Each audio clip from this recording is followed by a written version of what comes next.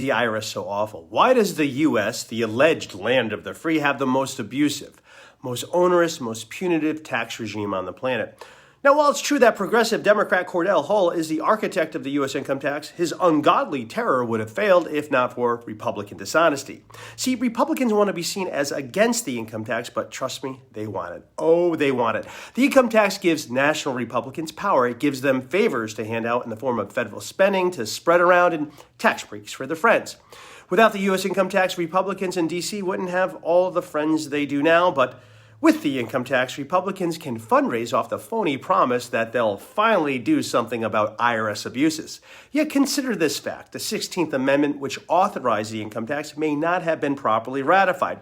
So why didn't Republicans contest this ratification? The answer is they wanted the income tax too. Yes, Republicans were publicly against it, but once it passed, oh, they loved the income tax. Their objections evaporated as soon as the dollars rolled in.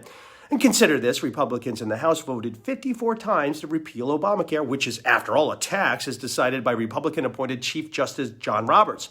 But they only voted to repeal it when they didn't control the Senate or presidency, and their attempts were doomed to fail.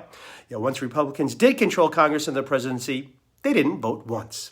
To me, the only difference between the parties is that Democrats are more honest in their desire to subject us to IRS tyranny, but then completely lie about the results. Meanwhile, Republicans are more honest about the terrifying consequences of our awful tax regime, but then lie to us by hiding their own personal desire to enslave all of us.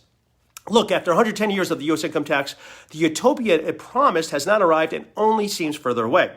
Rather, the income tax has enslaved and terrorized millions while it's helped Washington, D.C. become surrounded by the wealthiest counties in the country.